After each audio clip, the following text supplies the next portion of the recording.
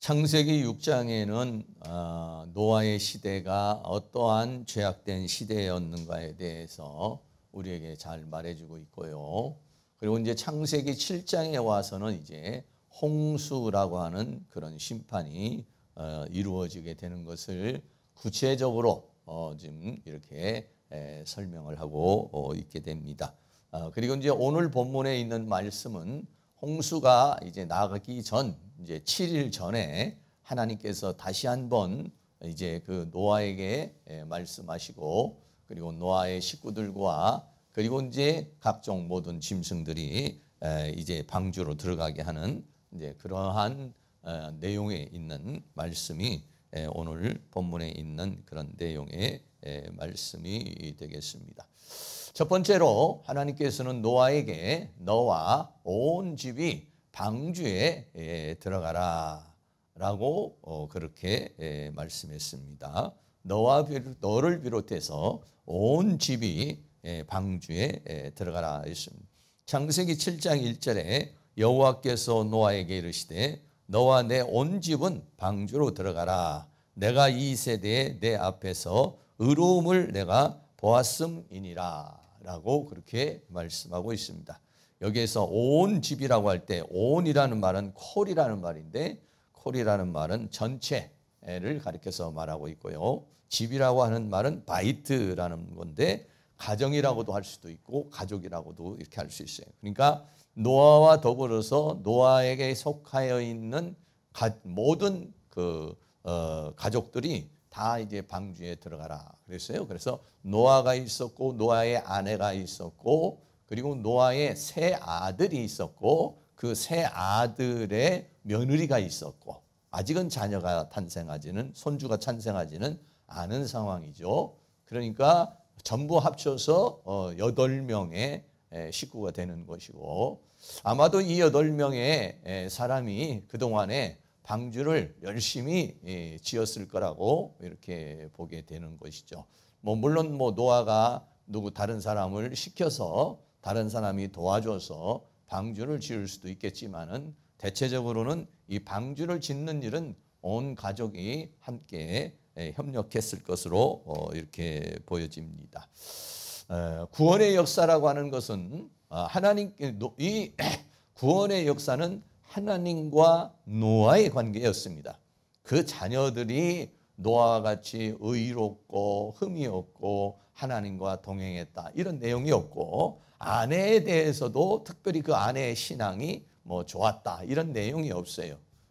그러나 노아는 하나님 앞에 은혜를 받은 사람이고 의로운 사람이고 흠이 없는 사람이고 그리고 하나님과 동행한 그런 사람이었죠. 그리고 하나님의 음성을 들을 수 있는 사람이었고 하나님과 교통과 교제를 할 수 있는 그런 사람이 노아라는 사람이었어요. 근데 구원의 역사라고 하는 것은요, 이렇게 항상 어떤 한 사람을 통해서 그걸로 국한되지 아니하고 구원이 그 가족에게 임하는 그런 모습을 보게 됩니다. 그래서 대체적으로 보면은 자녀가 예수를 믿게 되면은 부모가 예수를 믿게 되고, 그리고 그 자녀의 그 또 밑에 있는 후손이 믿게 되는 경우가 있어요. 형제지간에는 조금 이렇게 형제가 5이든지 6이든지 3이든지 그러면 형제지간에는 믿지 않는 사람이 있기는 하지만은 대체적으로 보면 나를 중심으로 해서 부모님이나 아니면 그 자녀는요, 그 영향력이 있어서 함께 예수를 믿게 되는 경우가 있어요. 물론 그렇지 않은 경우도 있지만은 대체적인 경우에는 보면은 나 한 사람을 하나님께서 부르셨을 때는 나 한 사람으로 끝나지 아니하고 나와 더불어서 속해 있는 가족들에게 그 복음의 영향력을 끼치도록 이렇게 하나님께서 역사하고 있는 것이에요.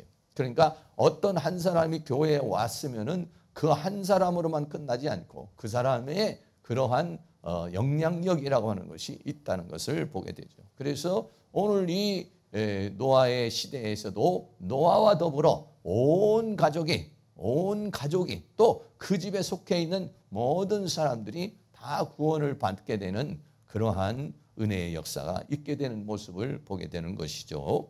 그런 것과 마찬가지로 사랑하는 우리 모든 성도님들도 우리 성도님들을 통해서 나만 딸랑 예수 믿는 것이 아니라 나를 통해서 부모님을, 나를 통해서 자녀를, 나를 통해서 형제를, 나를 통해서 더 많은 이웃들에게 그 영향력을 끼칠 수 있는 그러한 은혜가 있기를 주의 이름으로 축원합니다. 성경에 보면은 그런 경우가 많이 있습니다. 특별히 사도행전 16장에 보면은 사도 바울이 이제 그 복음을 증거를 하게 되는 상황이 생기고 빌립보라고 하는 감옥에 이제 갇히게 되는데 빌립보 감옥에서 사도 바울이 기도를 할 때 옥토가 움직이고 또 수갑이 풀어지며 하나님의 놀라운 초자연적인 역사가 일어나게 되죠. 그러므로 인해 가지고 간수가 그 감옥에 있는 간수가 구원을 얻는 그러한 역사가 일어나게 됩니다. 근데 간수가 구원을 받는데 간수만 구원을 받는 것이 아니죠. 아주 유명한 말씀이 이제 그 사도행전 16장에 기록이 되어 있는데 우리 다 같이 함께 한번 봉독하게 사도행전 16장 31절 32절 같이 있습니다. 가로되 주 예수를 믿으라 그리하면 너와 내 집이 구원을 얻으리라 하고 주의 말씀을 그 사람과 그 집에 있는 모든 사람에게 전하더라고 했습니다. 이 간수가 그 놀라운 광경을 보고 바울에게 말하기를 선생님이여 내가 어떻게 해야 됩니까? 라고 그렇게 물으니까 사도 바울이 뭐라 했냐면 주 예수를 믿으라. 그리하면 너와 내 집이 구원을 얻으리라. 참 여기 복음을 증거할 때도 간수에게 그냥 내가 구원을 받으리라 이렇게 말했으면 할 수도 있을 텐데 바울이 뭐라고 하면 너와 네 집이 구원을 받으리라 라고 하는 그러한 메시지를 전하게 되는 것이죠. 그래서요 결국은 어떻게 했냐면은 그 주의 말씀을 간수가 받아들이고 그리고 간수가요 그 밤에 그 바울을 데리고 집으로 갔어요. 죄수의 몸인 바울을 집으로 데리고 가가지고 그 집에 있는 모든 사람에게 복음을 전할 수 있도록 이렇게 한 것이죠. 사도행전 16장 33절에도 밤 그 시에 간수가 저희를 데려다가 그 맞은 자리를 씻기고 자기와 그 권속이 다 세례를 받았다 이렇게 말했어요. 그러니까는 옥토가 움직이고 수갑이 풀리고 성령이 임하고 복음이 전파되고 간수가 놀래버렸어요. 너무 놀랬고 깜짝 놀랐죠. 근데 간수는 자기만 구원받는 걸로 끝나지 않고 그 간수가 그 바울과 신라를 아마 데리고 이제 자기 집으로 간 것 같아요. 그리고서 이제 그 맞은 자리가 뭐 상처도 있고 그러니까 상처를 다 치료해주고 그리고 이제 가족들이 다 모이게 되니까 그러니까 그 간수가 그 사람들에게 복음을 전파를 하고 그 밤에 거기에 있는 권속이 그러니까 그 지금 간수에게 속해 있는 사람이 몇 명인지는 모르지만 그 집에 속해 있는 사람이 전부 복음을 듣게 되고 그러므로 말미암아 세례를 받는 역사가 일어났었다는 그 놀라운 역사가 일어나게 되는 모습을 보게 되죠. 그리고 또 성경에 보면은요, 성경에 기생 라합이라는 사람이 있는데 이스라엘 백성들이 여리고성을 침략을 할 때에 그 기생 라합이라는 사람이 정탐꾼을 숨겨주면서 자기를 구원해 줄 것을 요청을 하게 되죠. 그래서 결국은 기생 라합이 이스라엘 민족이 여리고를 점령을 할 때에 그 집에 빨간 그 띠를 띠게 만들어서 그 집을 전부 다 유월하게 하고 다른 사람들한테 죽음을 당하게 됩니다. 그때에도 마찬가지로 여호수아 6장 25절 말씀을 같이 한번 읽습니다. 여호수아가 기생 라합과 그 아비의 가족과 그에게 속한 모든 것을 살렸으므로 그가 오늘날까지 이스라엘 중에 거하였으니 이는 여호수아가 여리고를 탐지하려고 보낸 사자를 숨겼음이었더라. 아멘. 기생 라합이 정탐꾼을 숨겨주었지만은 기생 라합은 자기만 사는 것이 아니었어요. 자기만 구원해달라고 그러지 않았어요. 자기와 더불어 그 가족을 구원해달라고 그렇게 말했어요. 그래서 그 아비의 가족과 그에게 속한 자, 아마 그에게 속한 자가 누가 됐든지 기생 라합이 그렇게 말할 수도 있었겠죠. 오늘 밤이 되면은 이제 그 이스라엘이 쳐들어와서 여리고성이 멸망을 할 것인데 와가지고 우리 집으로 오는 사람은 다 그러한 멸망 가운데서 구원을 받을 수 있다, 살아날 수 있다, 뭐 이런 아마 메시지를 전할 수도 있었을 것 같아요. 어쨌든 그에게 속한 자, 그에게 속한 자는 모든 자가 살아나는 역사가 일어나게 됐다라고 그렇게 말씀하고 있는 것이죠. 이와 같이 우리 사랑하는 성도님들이 나만 예수 믿고 그냥 그걸로 끝나는 것이 아니라 여러분의 영향력이 가정에서 이웃에서 더 큰 영향력을 끼칠 수 있는, 그래서 하나님께서 나를 구원하신 것은 나로 끝나지 않는다는 것이죠. 나 하나로만 끝나지 않고 내 가정, 내 이웃, 내 직장, 내 사업, 내 삶으로 그것이 확장되어지기를 원하고 있다는 것이에요. 그런 것처럼 그런 은혜가 여러분에게 일어날 수 있기를 주의 이름으로 축복합니다. 또 사도행전에서 보면은 10장 1절에 보면 고넬료라는 사람이 있어요. 이 고넬료라는 사람은 어떤 사람인가? 로마의 백부장이에요. 이방인이에요. 잘 믿을 수 없는 사람이죠. 로마 군인이 예수 믿는다는 건 정말로 어려운 일인데, 근데 이 사람이 예수를 믿었어요. 근데 이 사람도 역시 마찬가지로 자기만 믿은 사람이 아니에요. 사도행전 10장 1절 2절도 같이 한번 있습니다. 가이사라에 고넬료라 하는 사람이 있으니 이달리아 데라 하는 군대의 백부장이라. 그가 경건하여 온 집으로 더불어 하나님을 경외하며 백성을 많이 구제하고 하나님께 항상 기도하더니. 아멘. 이 고넬료라는 사람은 로마 군대의 백부장인데 그가 경건하여 온 집으로 더불어 하나님을 경외했다라고 그랬어요. 그러니까는 뭐 백부장 정도 되면은 그 집에 하인도 있고 그에게 또 좀 이렇게 부속되어 있는 사람들이 많이 있겠죠.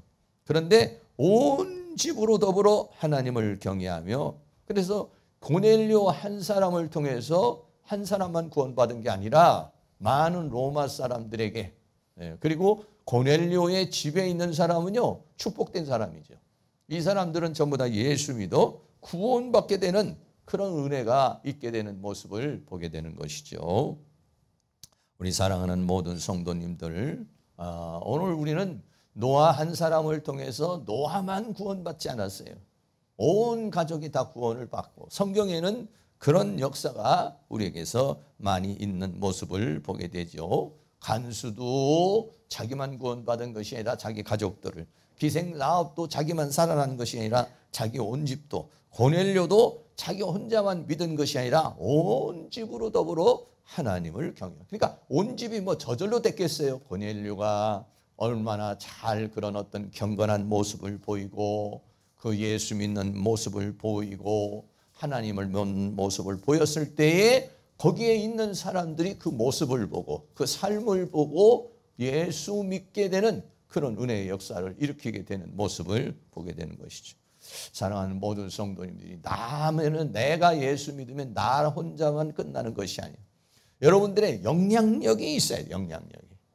네? 그래서 나를 보고 내 자녀가, 나를 보고 내 형제가, 나를 보고 내 부모가, 나를 보고 많은 사람들이, 아, 저 사람은 정말로 예수 믿는 사람이구나. 그러니까 여러분들이 살아계신 하나님을 나를 통해서 보여줄 수 있어야 돼. 그러면 내가 어떻게 되냐? 정말 올바른 삶을 살아서 내가 물질적인 축복도 받아야 되고, 건강의 축복도 받아야 되고, 삶의 축복도 받아야 되고, 그리고 하나님 나를 위해서 헌신하는 모습을 보여야 되고, 내 인격이나 내 성품이나 이런 것들이 변화가 일어나야 돼요.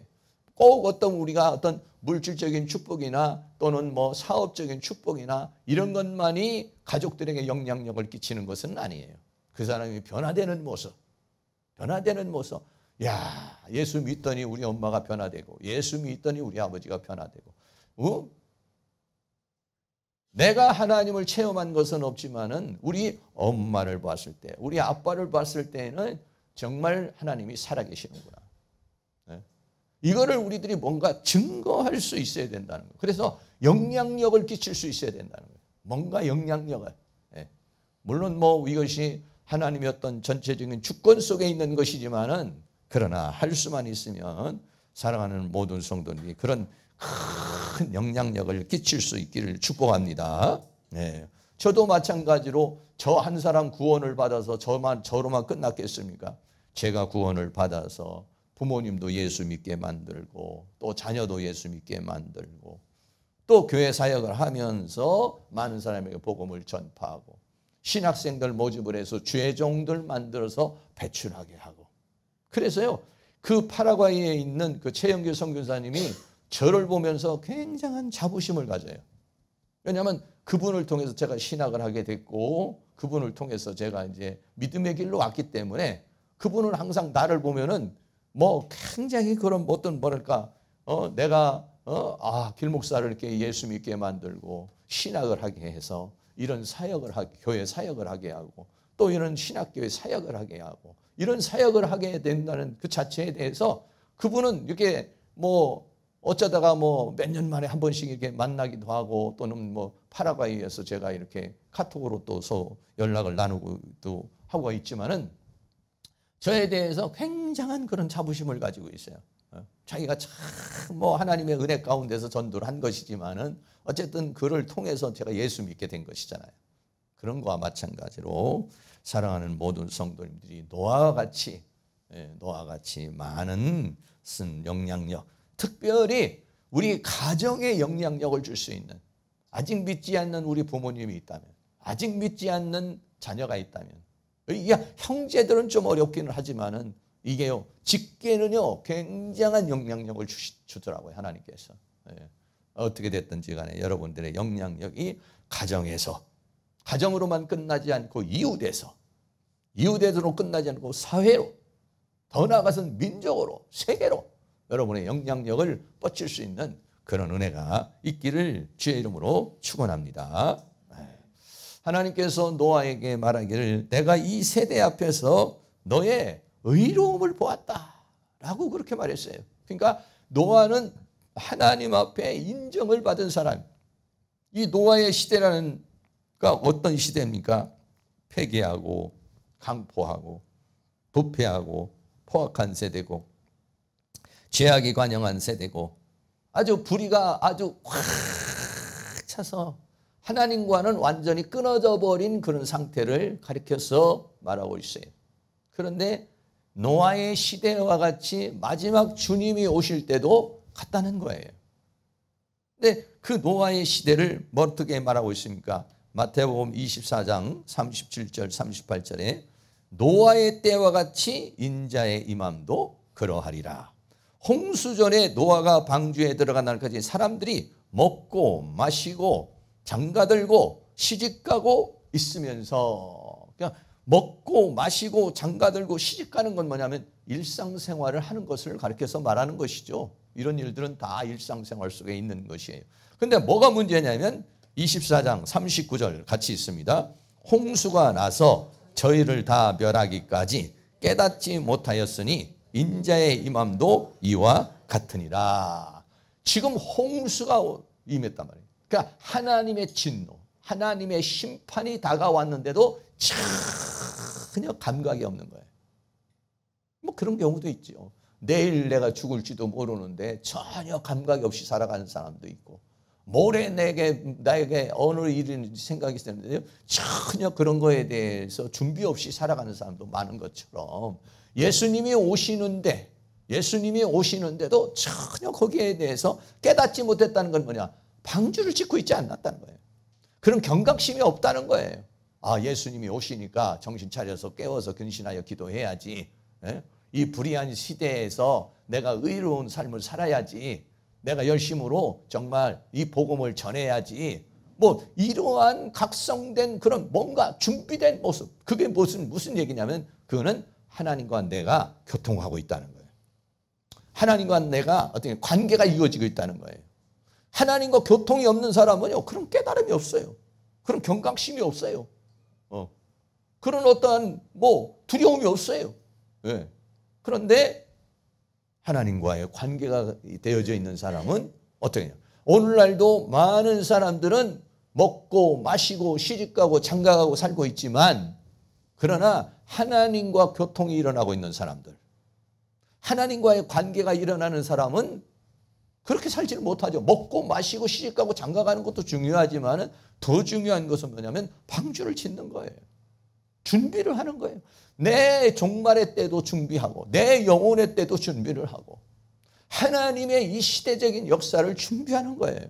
예. 여러분 그런 마음이 있으십니까? 아, 내가 정말 이런 어둠 속에서 내가 정말 정신 똑바로 차려야 되겠다. 정말 기도하지 않고서는 내가 이 어두운 세계 속에서 이 죄악의 세계 속에서 내가 믿음의 정절을 정말 지키기가 어렵겠다. 아유, 아무래도 안 되겠다. 이번 주 다음 주부터 있는 집회에는 내가 정말 참석해서 뭔가 좀 정신을 좀 차려야 되겠다. 뭔가 이제 또 내가 뭔가 좀 내 자신을 준비를 하겠다. 뭐 여러분 이런 마음이 일어나는 거죠. 근데 홍수가 나서 내일 홍수가 나오는데 내일 홍수의 심판이 오는데 그런데 전혀 무감가다가 전혀 준비가 돼 있지 않다. 이게 뭐냐? 깨닫지 못하였으니. 그런데 그러한 것이 마지막 시대도 그렇다는 거예요. 그럼 나는 여러분들이 우리 모두가 정말 노아와 같이 지금 하나님의 음성을 듣고 있고 방주를 짓고 있느냐는 것이죠. 준비하고 있냐 이거죠. 아니면은 우리는 하나님의 음성도 없고 방주를 짓는 것도 없고 그냥 먹고 마시고 시집가고 장가가고 있는지, 아니면은 신앙생활을 그냥 주일이니까 오고 뭐 이렇게 내가 지금 살아가고 있는지, 이것을 우리는 한번 생각해 봐야 된다는 것이죠. 사랑하는 모든 성도님들이 주 예수를 믿으라 그리하면 너와 내 집이 구원을 얻으리라. 사도행전 16장에 있는 유명한 말씀 아니겠습니까? 너만 이러지 않았다. 너와 내 가정이. 2023년도도 벌써 6월 달이 지나가고 있습니다. 사랑하는 성도님들이 더 많은 영향력을 끼쳐서 우리 가족들을 위해서 정말 기도하시고, 그래서 더 많은 영향력을 끼쳐서 우리 교회의 빈자리도 채우고 여러분의 가정을 또 우리의 이웃들을 주님 앞으로 인도할 수 있는, 너와 내 집이 구원을 받는, 온 집이 구원을 받는, 고넬료와 같이 온 집이 하나님을 경외하는 그런 역사가 일어날 수 있기를 주의 이름으로 축원합니다. 두 번째로는 짐승도 방주에 들어가게 하라. 너와 온 집만, 너와 그리고 너에게 속해 있는 집만 다 들어가는 것이 아니라 짐승도 방주에 들어가게 하라 라고 그랬어요. 창세기 7장 2절에 너는 모든 정결한 짐승은 암수 7씩 부정한 것은 암수 2씩을 내게로 취하여 그랬어요. 네. 짐승에는요 정결한 짐승이고 부정한 짐승이 있었다는 거예요. 물론 이것이요 지금 어떤 성문화가 돼가지고 하나님께서 이런 짐승은 부정한 것이고 이런 짐승은 정결한 짐승이다 이렇게 구별해 주진 않았어요. 나중에 레위기 11장에 가서, 나중에 모세가 율법을 받으면서 레위기 11장에 가서 이런 동물은 부정한 것이다, 이런 동물은 정한 것이다 이렇게 알려주셨지만, 그럼에도 벌써 이때부터도 정한 짐승에 대한 부정한 짐승에 대한 것이 있었다는 거예요. 네. 그런데 비율이 어떻게 됩니까? 정결한 짐승은 7, 부정한 것은 2. 그러니까 7대 2의 분배로, 7대 2의 분배로 지금 이렇게 배정을 하시는 모습을 보게 되는 것이죠. 여기서요 정결한 짐승과 부정한 짐승은 정결한 짐승과 부정한 짐승으로 끝나지 않고 이것은 예표적인 것을 말하고 있어요. 다시 말해서 정결한 짐승은 예수 믿는 사람들을 또 대표적으로 말하고 있어요. 그리고 또 부정한 것은 예수 믿지 않는 사람을 또 말해주고 있어요. 또는 정결한 짐승은 하나님께 속한 것들을 말하고 있고 부정한 것은 하나님께 속하지 않은 것을 가리켜서 말하고 있는 것이죠. 네, 그런데 그것을 7대 2의 비율로 이렇게 방주에 들어가게 말하라 그랬어요. 그래서요 방주에 들어가 있는 동안에 이 부정한 짐승과 정결한 짐승이 하나씩 쓰임을 받아요. 어떤 쓰임을 받습니까? 첫째는 까마귀가 쓰임 받는데, 이 까마귀는 나중에 보면은요 부정한 거예요. 부정한 건데요. 창세기 8장 7절에 가면은 이제 7장에 넘어가서 홍수가 이제 좀 이제 임하고 8장 7절에서 이제 도대체 이게 지금 이제 뭔가 하나님께서 노아에게 뭔가 사인을 주신 것 같아요. 그래서 이때쯤 되면 이제 홍수가 이제 물이 다 거쳤을 것이다 아마 이렇게 생각을 해서 까마귀를 내보내요. 먼저 부정한 짐승인 까마귀를 내어보내요. 까마귀가 물이 땅에 마르기까지 날아 왕래하였다. 근데 까마귀가 돌아오질 않아. 돌아오지 않았다는 것은 그래도 뭐 살만하다는 것이죠. 뭔가 이 까마귀가 뭐 시체를 뜯어 먹을 수도 있을 거고, 뭔가 그러니까 뭐 오질 않아요. 오질 않으니까 그 다음에 이제 어느 정도 또 시간이 지나서 뭘 보내느냐? 비둘기를 내보내요. 비둘기. 이 비둘기는요 정결한 짐승에 속하는 거예요. 그래서 창세기 8장 8절 9절에 그가 또 비둘기를 내고, 까마귀가 돌아오지 않으니까 또 좀 시간이 지나고 난 다음에 비둘기를 내어놓았어요. 그 지면에 물이 감한 여부를, 이제 물이 지면에 없어야 이제 나갈 수가 있는 거잖아요. 왜냐하면 완전히 깜깜해가지고 밖을 볼 수가 없어요. 이게 지금요. 그래서 온 지면에 물이 있으므로 비둘기가 접촉할 곳을 찾지 못하고 방주로 돌아왔다 라고 그렇게 말했어요. 근데 까마귀는 돌아오지 않았는데 비둘기는요 돌다가 그러니까는 까마귀하고 비둘기하고는 속성이 좀 다른 것이죠. 그래서 비둘기는 다시 돌아왔다 그랬어요. 또 10절에서 11절에 보면 7일을 기다렸어요. 그래서 다시 비둘기를 방주에 내어보냈어요. 근데 저녁 때에 비둘기가 다시 돌아왔어요. 그러니까 아마 이제 뭐 비 오는 소리라든지 뭐 여러 가지 안에서도 밖의 상황을 대충 느낄 수 있지 않겠어요? 이때쯤이면 나갈 수 있겠다 이랬는데, 그런데 다시 돌아왔어요. 그래서 다시 돌아왔는데 감람새 잎사귀가 있었다 이렇게 말하고 있어요. 그래가지고 노아가 땅에 물이 감한 줄 알았다. 그러니까요 이 짐승도 다 태워가지고요 이게 쓰임을 받는 거예요. 쓰임을 받는 거예요. 까마귀도 쓰임을 받고 비둘기도 쓰임을 받고, 다 하나님께서 배려가 있어서요 이 짐승들이 다 여기에서 그 역할을 하는 것이죠.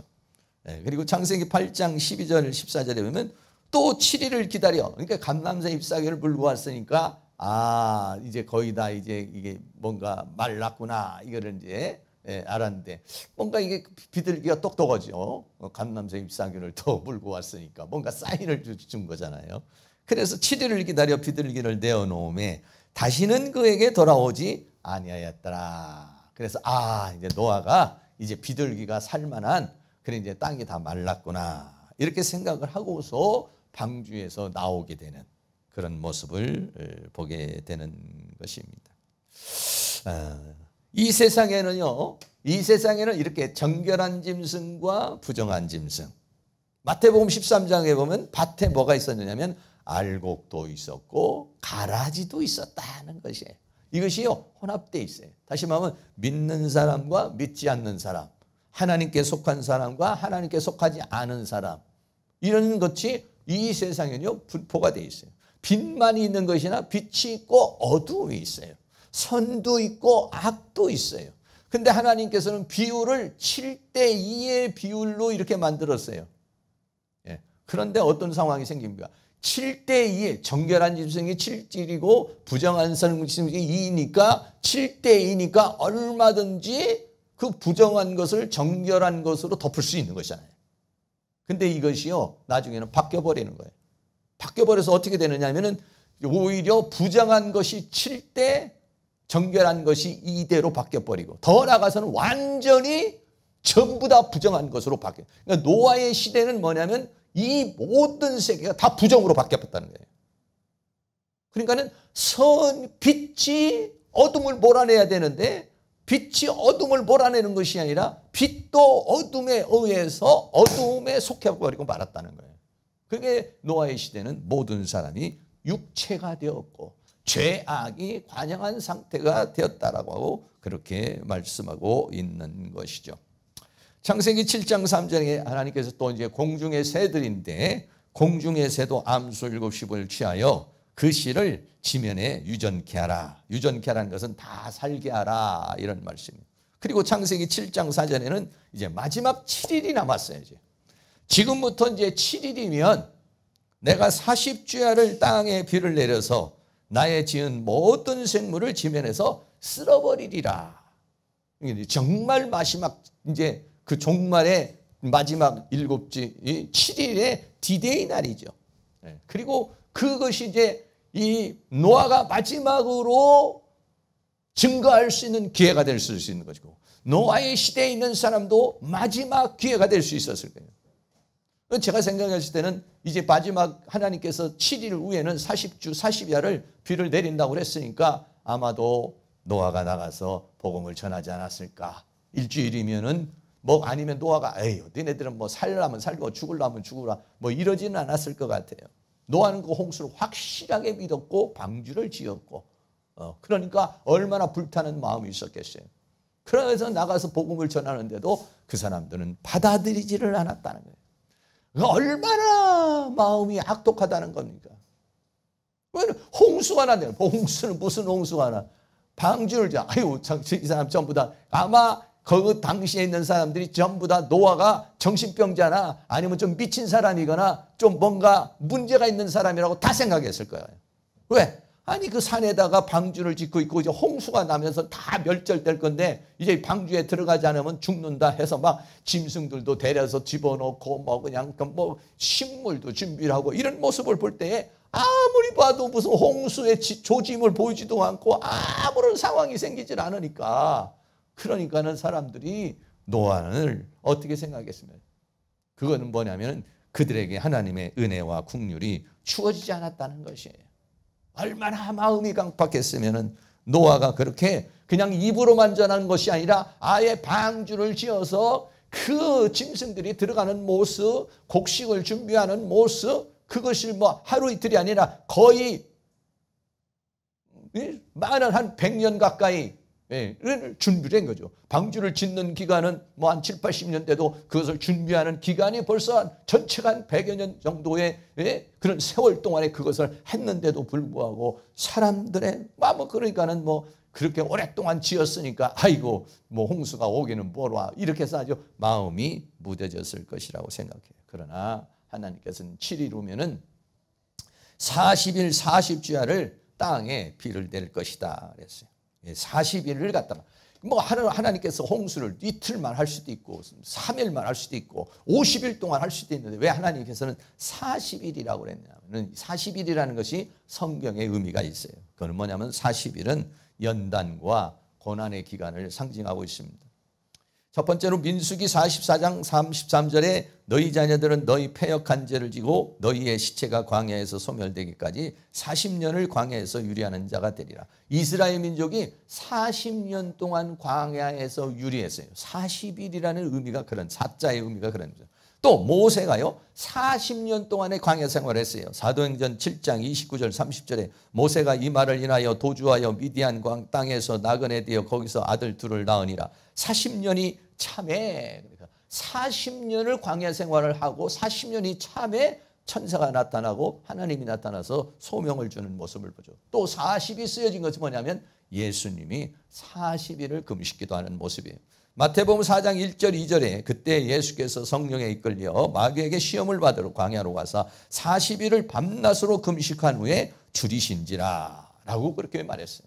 그래서 40일 40주야를 여러분 생각해 보세요. 비 오는 내일부터 뭐 폭풍이 치고 뭐 비가 뭐 장마가 이제 시작된다는데 보통 그냥 이렇게 비가 올 때도 좀 겁나잖아요. 그런데 막 비가 올 때 막 천둥 번개가 내리면서 막 쏟아지는 그 비가 막 어마어마하면은요 막 온 세상이 껌껌하고요 굉장히 두렵습니다.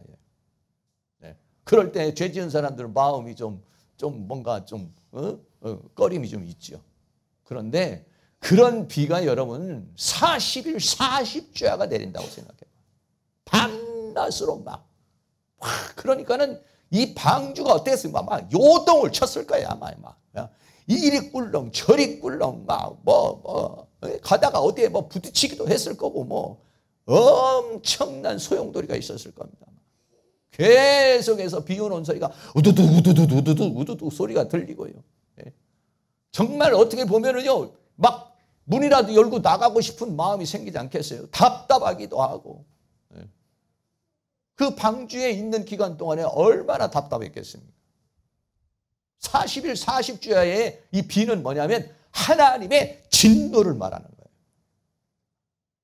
하나님이 한번 진노를 퍼붓기 시작하면은요 그러니까는 온 세상을 전부 다 진멸하는데 40일 40주야로 완전히 생명을 다 진멸시켜 버리는 거예요.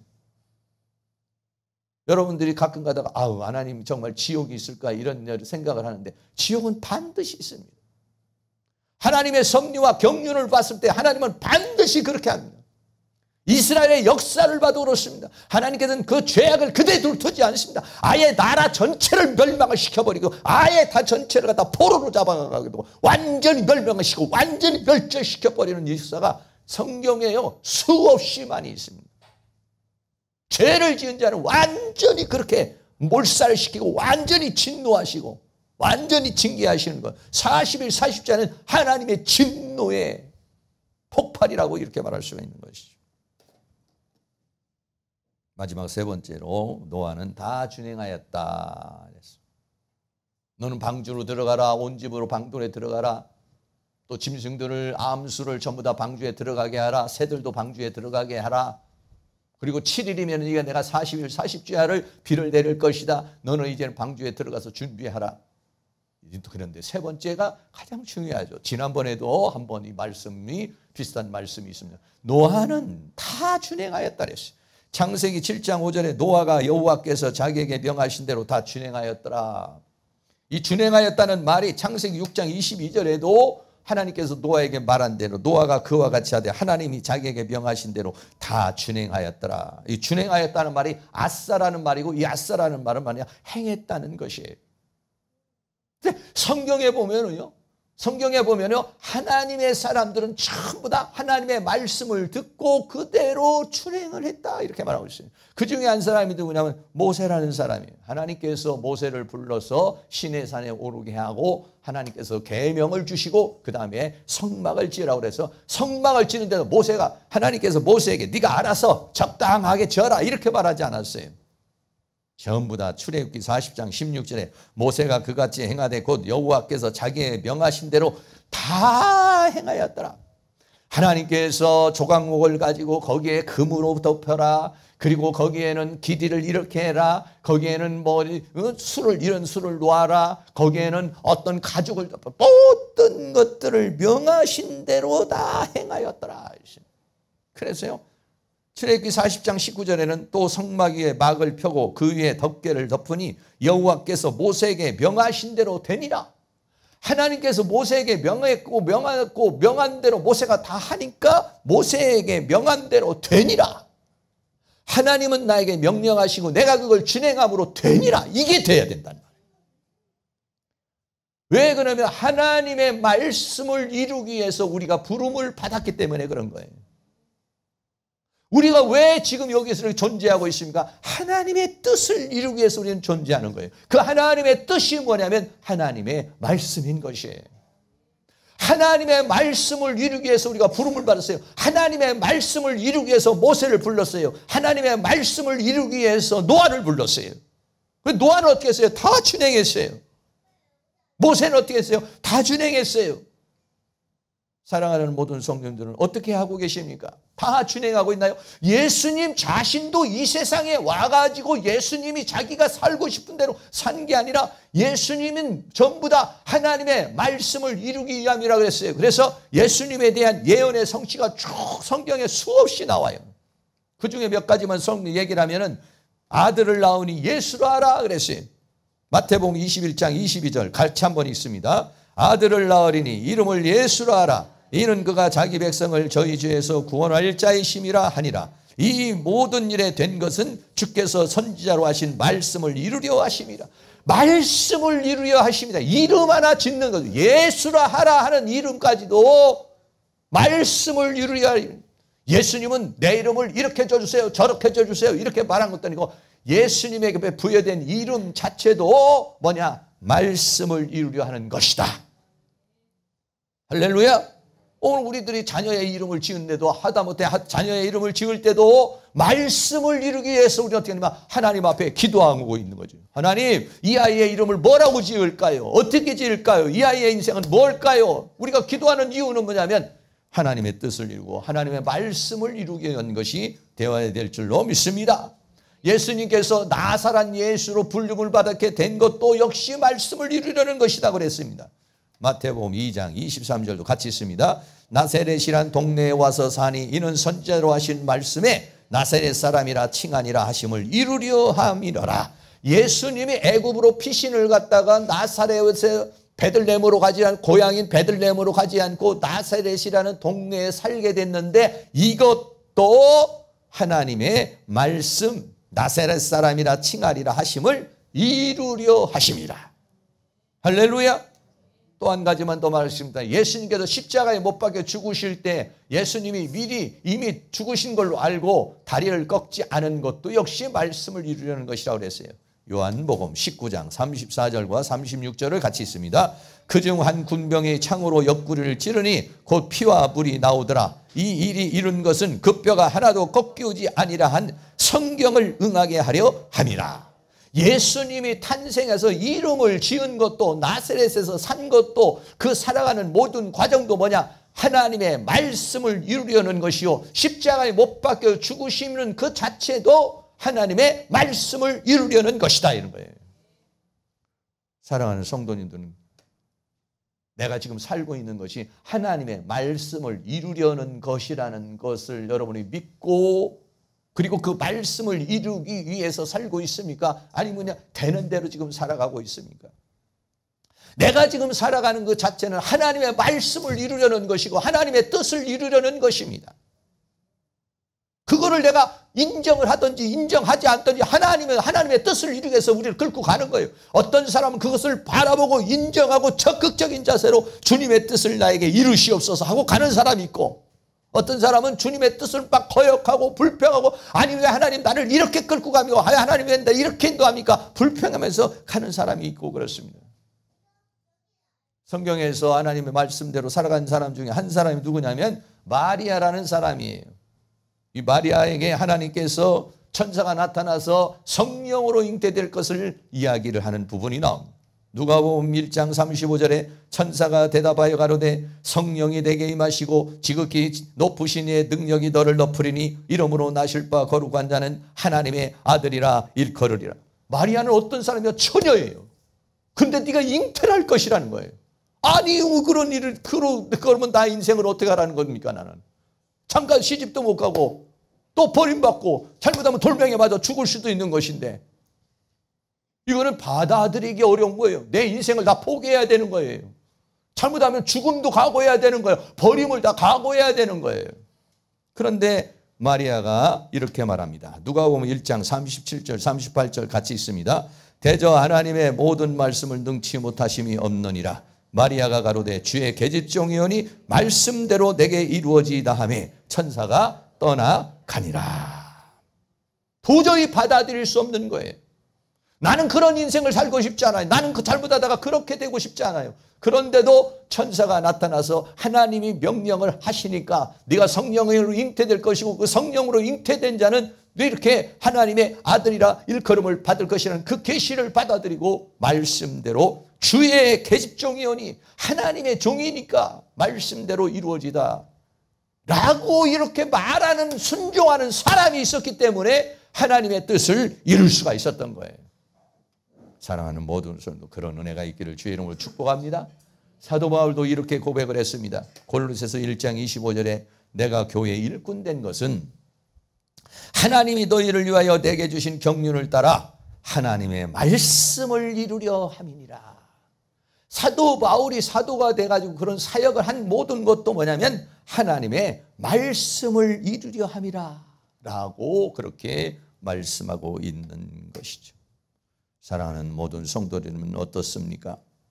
우리는 어떻게 지금 인생을 살아가고 있습니까? 노아는요 하나님의 말씀하신 대로 다 준행했다. 왜? 하나님의 말씀을 이루기 위해서 자신이 존재한다는 의미를 알았고 하나님의 뜻이 이루어지는 것을 그대로 받아들인 거예요. 그래서 다 거기에 자기 생각, 자기의 고집 이걸 거기에다가 첨가하지 않고 그대로 준행했다. 사랑하는 성도님들 그런 은혜가 있기를 주의 이름으로 축원합니다. 결론입니다. 하나님께서 노아에게 너와 온 집에 방주에 들어가라 그랬어요. 여러분 오늘 다시 한번 오늘 하나님 말씀을 보면서 나의 믿음의 영향력은 얼마나, 나는 지금 예수 믿고 내 영향력이 얼마만큼 파급하고 있나, 우리 교회에 내 영향력이 얼마만큼 파급하고 있고, 내 가정의 영향력이 얼마나 파급하고 있고, 내 이 헌신이 하나님 나라에 얼마만큼 영향력을 끼치고 있습니다. 그 영향력은요 하나님 나라에서 상급이 될 겁니다. 하나님 나라에서 영광이 될 것입니다. 여러분의 그 영향력이 더 넓어질 수 있는, 겨우 자기만 믿는 것이 아니라 전도해야 합니다. 복음을 전해야 됩니다. 주 예수를 믿으라 너와 내 집이 구원을, 너와 내 집뿐만 아니라 이웃에게, 사회에, 민족에, 내 영향력이 더 많은 사람에게 끼칠 수 있는 은혜가 있기를 주의 이름으로 축원합니다. 그리고 노아는 다 준행했다 그랬어요. 나는 하나님의 말씀에 몇 프로 순종하고 있는가? 10%, 20%, 30%, 40%, 50% 내가 좋아하는 것만 순종하고 있는가? 노아는 다 준행하였더라. 노아와 같이 이렇게 준행하는 사람을 통해서 하나님은 하나님의 일을 해나가시는 것이에요. 하나님께 쓰임받는 것입니다. 사랑하는 모든 성도님들이 이와 같이 많은 영향력을 끼치고 하나님의 말씀을 다 준행함으로 하나님께 귀하게 쓰임받는 그런 복된 삶의 역사가 일어날 수 있기를 주의 이름으로 축원합니다. 찬양 한 장 드립니다. 235장 달고 묘한 그 말씀, 하나님의 말씀 받아서 순종할 수 있는 은혜를 달라고 다 같이 찬양하겠습니다.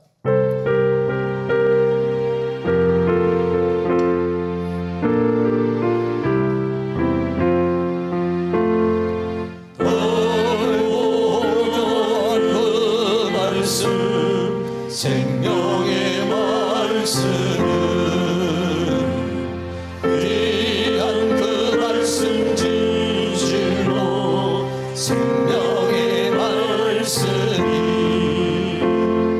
나의 길과 맥을 밝히 보여주니 아름답고 귀한 말씀 생명샘이로다. 아름답고 귀한 말씀 생명샘이로다. 귀한 그 말씀 내 노래 제목이 되도다. 모든 사람의 복주는 생명의 말씀을 받도록시하라. 생명 길로 가니 아름답고 귀한 말씀 생명샘이로다. 아름답고 귀한 말씀 생명샘이로다. 널리 울리고 퍼지는 생명의 말씀은 마음의 용서와 평안을 골고루 주나니 나만 예수 말씀 들어보는 밤에 아름답고 귀한 말씀 생명샘이로다. 아름답고 귀한 말씀 생명샘이로다.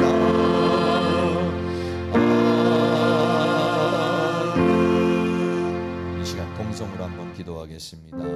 나의 믿음의 영향이 더 많은 사람에게 미치게 하고 더 많은 사람에게 전도할 수 있는 은혜를 달라고 여러분 기도하시고, 또 하나님 말씀에 순종하는 100% 순종하는 사람이 되게 달라고 기도하시고, 다음 주부터 있는 집회를 위해서 우리 다 같이 주여 한번 부르고 기도하겠습니다. 주여 할렐루야. 거룩하시고 사랑이 많으신 아버지 하나님, 이 시간을 우리가 수고하여 하나님 앞에 간절한 마음으로 기도합니다. 이 기도가 하나님 앞에 다 상달되게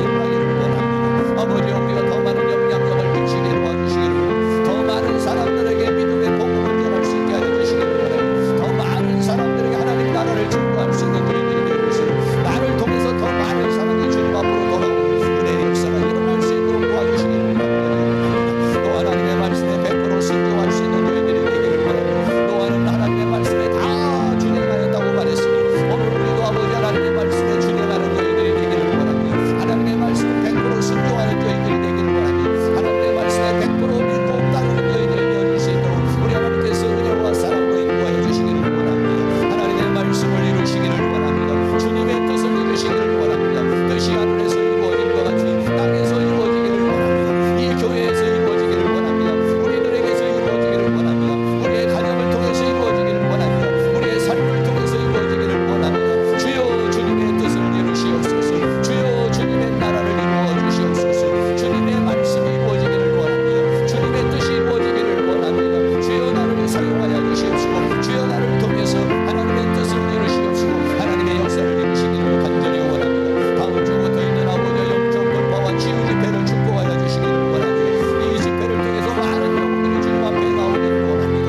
이 집회를 통해서 성령의 불길이 타오르게 하시고 전도의 불길이 타오르게 하여 주시며 은혜의 불길이 타오를 수 있도록 도와주시기를 원합니다. 집회 기간 동안에 기적과 이적과 표적의 역사가 일어나기를 원합니다. 더러운 귀신들이 떠나가고 질병이 치료되고 하나님의 능력이 나타나고 권능이 나타나는 영적인 돌파가 일어나는 역사와 치유의 역사가 일어날 수 있도록 우리 하나님이 도와주시기를 간절히 원합니다. 전단지를 바라보는 사람들마다 마음에 강화한 감동을 받게 하여 주시고 소신의 자랑을 받은 사람마다 더 많은 영혼들이 구원을 받게, 더 많은 영혼들이 초청을 받게 하여 주셔서 이 자리가 차고도 넘치는 역사가 일어날 수 있고 우리 하나님은 그 능력의 성령의 역사해 주시기를 원합니다. 우리 하나님이여 도와주시옵소서. 이 교회에 성령의 기름을 부어주시옵소서. 우리에게 성령의 기름을 부어주시옵소서. 성령 충만, 말씀 충만, 은혜 충만, 죄의 능력으로 충만하게 하셔서 이 죄와 사망과 세상과 사단의 세계를 이기하게 주시고 승리하는 저희의 삶이 되어 주시도록 우리 하나님은 그 능력의 손길을 역사해 주시며 주의 권능의 손길을 역사해 주시기를 간절히 원합니다. 더러운 귀신들이 예수 이름으로 따라가게 하시고 질병이 따라가게 하여 주시고 병마가 따라가게 하시고 우리 교회 복과 성장을 방해하는 사탄의 세력이 예수 이름으로 따라가고 사랑하는 모든 성도에게 질병으로 병마로서 여러 가지로 역사하고 예수가 여러 세력이 따라가고 하나님의 놀라운 은혜의 역사가 성령의 역사가 하나님의 은혜의 역사가 일어날 수 있도록 우리 하나님의 긍정적인 성격으로 역사해 주시며 주의 권능으로 함께해 주시기를 간절히 원합니다. 성령님 도와주시옵소서. 인도하여 주시옵소서. 함께하여 주시옵소서.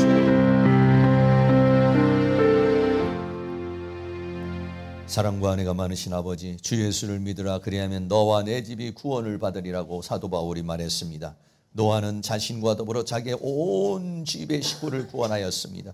오늘 우리들도 우리를 통해서 하나님 우리의 가족들이 구원받기를 원합니다. 우리의 부모 형제가 구원받기를 원합니다. 우리의 자녀들이 구원받기를 원합니다. 우리의 온 집이 구원받기를 원합니다. 주여 우리를 불쌍히 여겨 주시옵소서. 주여 우리를 사용하여 주시옵소서. 우리를 통해서 하나님의 증거를 드러내게 하여 주옵소서. 살아계신 하나님을 선포하게 하여 주시옵소서. 내 인생을 통해서 내 삶을 통해서 우리의 가족들이 살아계신 하나님을 보게 하여 주시옵소서. 살아계신 하나님을 체험하게 하여 주시고 살아계신 하나님을 믿는 역사가 일어나게 하여 주시며 우리의 가정의 역사오는 불신의 세력이 예수 이름으로 떠나가게 하여 주시옵소서. 어둠의 세력이 예수 이름으로 떠나가게 하여 주옵소서. 악한 영의 세력이 예수 이름으로 떠나가게 하여 주시옵시고 믿음의 영을 부어 주시옵소서. 믿음의 영을 부어 주셔서 모두가 다 믿음을 갖되 큰 뜨거운 열망의 믿음을 주셔서 우리와 더불어서 우리의 가족이 다 하나님 앞에 쓰임받는 그런 은혜가 있기를 간절히 원합니다. 함께 방주를 지을 수 있기를 원합니다. 함께 구원을 받을 수 있기를 원합니다. 함께 하나님의 축복을 받을 수 있도록 사랑하는 가족들을 축복하여 주시옵소서. 가족들만 구원하는 것이 아니라 우리의 이 영향력이 이웃에게 증거되게 하여 주시고 또 사회의 민족에 증거되게 하여 주시며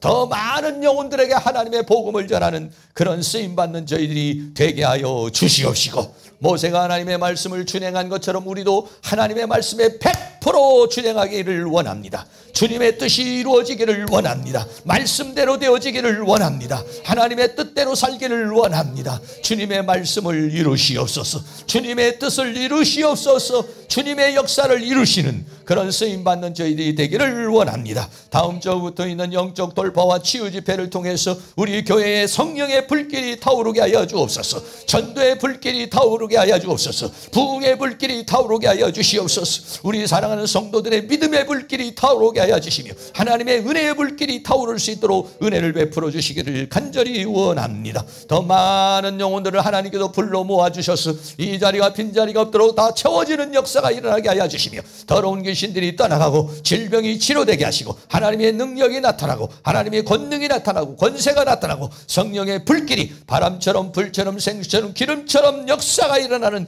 그런 은혜가 있기를 원합니다. 영적인 돌파가 일어나기를 원합니다. 믿음의 돌파가 일어나기를 원합니다. 삶의 돌파가 일어나기를 원합니다. 치유의 돌파가 일어나기를 원합니다. 기도의 돌파가 일어나기를 원합니다. 치유의 역사가 있기를 원합니다. 육체가 치유되고 심령이 치유되고 가정이 치유되고 삶이 치유되는 역사가 일어날 수 있도록 은혜를 베풀어 주시옵소서. 예수 그리스도의 이름으로 기도하옵나이다. 아멘. 다 같이 자리에 일어나셔서 찬송가 399장을 드리겠습니다.